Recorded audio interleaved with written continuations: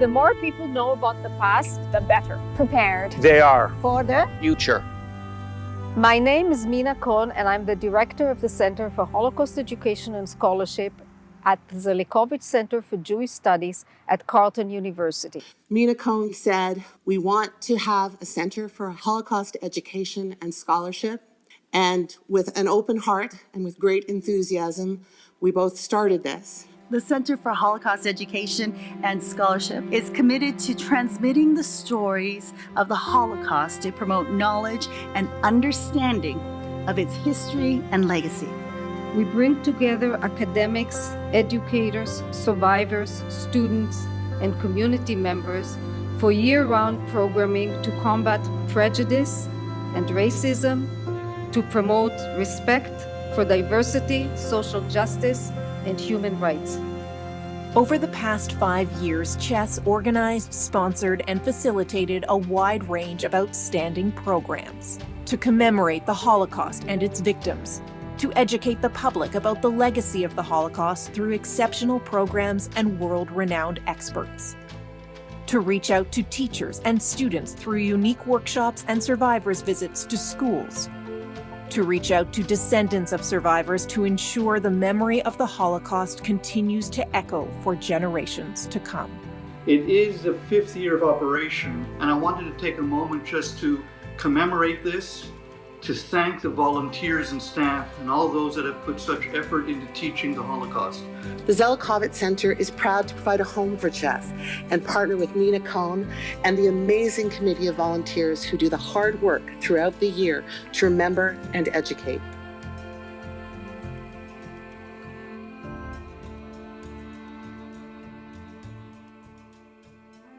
The Germans came in and burned all the synagogues. So when I have seen this, I never went back home. The SA men came, smashed all the windows, took away my father's partner to a concentration camp.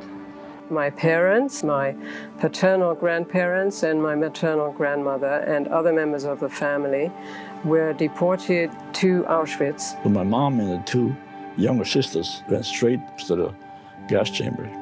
Europe was divided into 2 types of countries.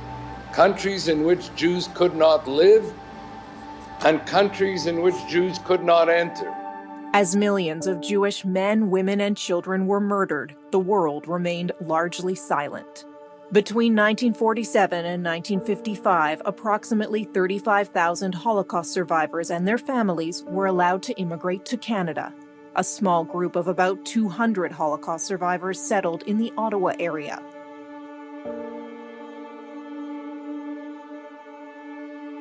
Chess, by far, is one of the leading promoters of Holocaust remembrance, Holocaust awareness, and Holocaust education. An organization like Chess teaches us what happens when we allow hatred to grow. The work that Chess does is part of that process of repair.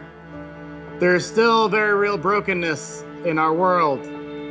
There is still anti-Semitism in our world. There are still the root causes of hatred in our world. Let there be no mistake about it. Jews were murdered at Auschwitz because of anti-Semitism. But anti-Semitism did not die in Auschwitz. Chess formally launched on November 8, 2015 to answer the need for ongoing Holocaust education and to combat the challenges of anti-Semitism. At the time, the nation's capital was the only major Canadian city without a Holocaust center. In that short time, our small group of dedicated volunteers has delivered many exceptional educational programs in keeping with our mission. Holocaust Education Month events feature inspiring programs and bring world-class speakers to Ottawa. In 2018, Chess hosted Professor Michael Berenbaum, a world expert in the study of the Holocaust. We remember the bystanders who watched the synagogues burn, and we remember, sadly, that this was only the beginning of the end. That same evening featured the globally celebrated Violins of Hope with virtuoso Niv Ashkenazi. Each violin sounded and felt unique, and each had endured tremendous trauma. and it has been an honor getting to play on these instruments and giving them a new voice.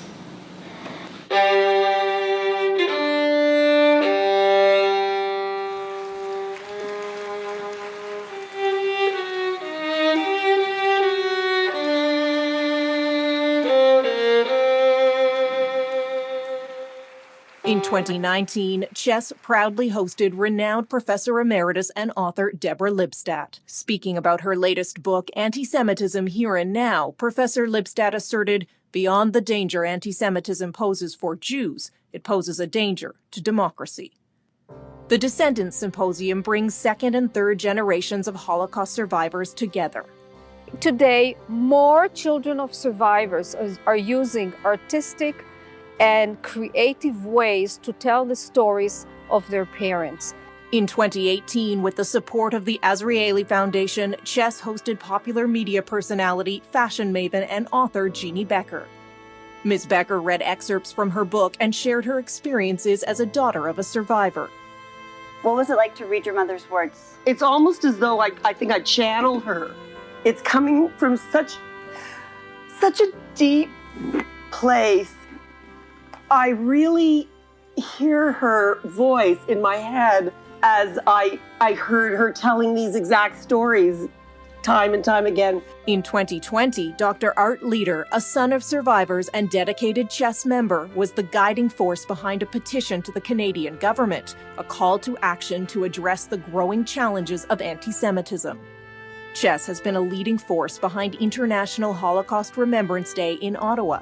In 2017, a proclamation, the first by a mayor of Ottawa to address Holocaust remembrance, was accepted by Chess member Annette Wildgoose. Through Chess, we have a tremendous outreach to the community, to all people. Chess's work is enriched by strong relationships with embassies, the Canadian War Museum, and universities in the capital, as well as Holocaust museums and organizations across Canada and abroad.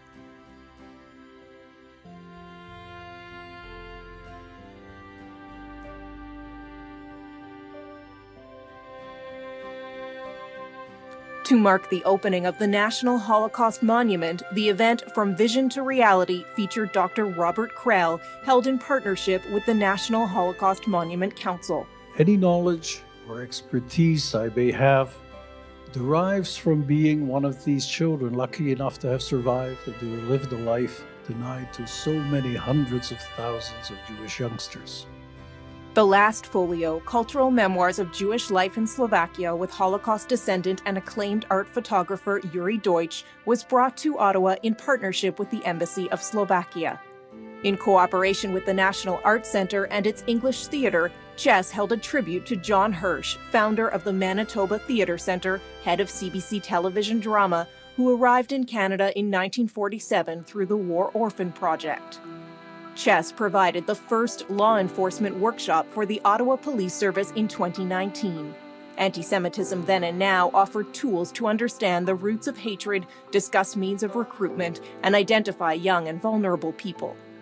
The Pop-Up Museum, a collaboration with the Zelikovic Center for Jewish Studies at Carleton University, was created to showcase Holocaust artifacts owned by local survivors and descendants. The Holocaust was a seminal event in Jewish history. And the only way that we can teach children today of the horrors of racism and bigotry is to understand the horrors, racism, and bigotry of the past. My name is Kenra Morose. I am a teacher at Sir Robert Burton High School in Ottawa, Ontario, and I am a member of the Chess Committee. Kenra, like other teachers involved with Chess, recognizes today's young people are the leaders of tomorrow. She is determined to integrate Holocaust studies into her school's curriculum. Through its Speakers Bureau, Chess arranges for survivors to visit schools, to share their personal stories and discuss the dangers of anti-Semitism and racism.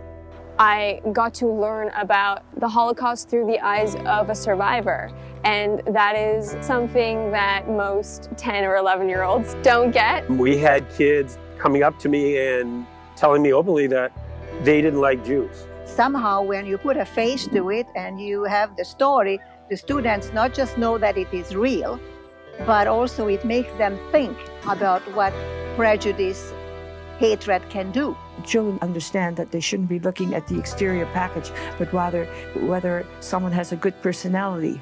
Such direct Holocaust education leaves lasting effects on students and helps create a more ethical society.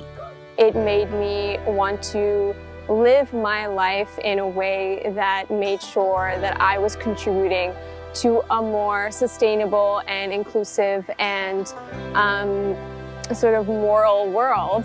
I wanted to let you know what an impact David Moskovich's talk had on our student body, staff, and our leadership team. It was an emotional day for all. His legacy and story will carry on for many years to come. When I go to schools and I see children, I feel hopeful that the next generation is going to be much more aware. I have had students talk about wanting to do more, being inspired by stories of the righteous among the nations. Chess is the only organization in Ottawa offering ongoing teachers' workshops about the lessons and legacy of the Holocaust. Workshops that bring together educators, scholars, and survivors to engage in profound discussions on the danger of forgetting and the importance of remembrance. Through workshops and survivors' visits to schools, Chess reaches an average of 10,000 students a year. We find that the number of teachers participating in our workshop is increasing every year, and so is the number of requests for visits by survivors to classrooms. Chess recruits local grade 11 and 12 students and Holocaust survivors for the Ambassadors of Change program. Frightening statistics have come out showing that 62% of millennials do not know that 6 million Jews perished in the Holocaust. And if people don't understand these facts, then it's bound to repeat itself. Chess's unique school programs with March of the Living alumni and survivors helps carry the torch of remembrance for future generations. Each year, Chess honors a teacher who demonstrates exemplary work in Holocaust education with the Arie van Mansum Award, a tribute to a righteous Gentile from the Netherlands who lived in Ottawa. I'm amazed at how horrified and appalled these teens are when they learn of the Holocaust. A milestone and critical project for Chess, the survivors' testimonials. We took upon ourselves to record 10 Holocaust survivors who live in Ottawa. The testimonials were edited for use in the classroom. They are recognized by the Holocaust Memorial Museum in Washington and are available on the websites of Yad Vashem in Jerusalem as well.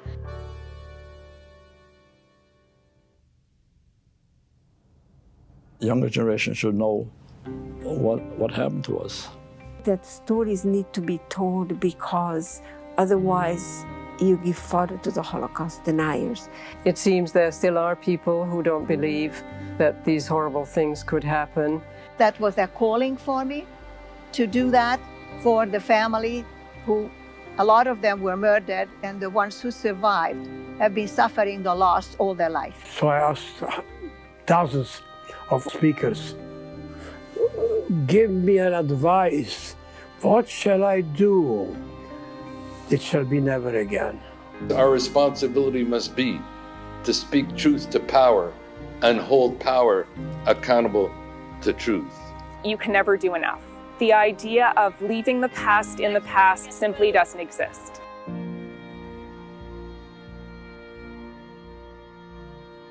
With the survivors leaving us, they leave behind them a void, and we are struggling to find ways to fill this void. There is a need to improve Holocaust education in the school. Our goal is to embrace the new technology so we can reach the young kids who probably will not have an opportunity to meet a survivor and hear their stories. My parents are both Holocaust survivors. It's our responsibility to bear witness and to pass the legacy of remembrance down to the future generations. As descendants, I feel we have an obligation to speak out. We have an obligation to act. I am calling on descendants of survivor and ask them to come forward and join our effort to teach the lessons and legacies of the Holocaust. Without the help from everyone, we wouldn't exist. Our goal is to create a permanent center in the city. This takes time, which we're willing to give, but it also takes funding. I feel that it's incumbent upon us to be proactive in terms financially to help organizations like Chess to be able to promote the education, to promote awareness of what happened. The work done by this center must continue. It must continue with strength, and it must continue to go forward from generation to generation. Thank you all very much for your work. From strength to strength, Kol HaKavod.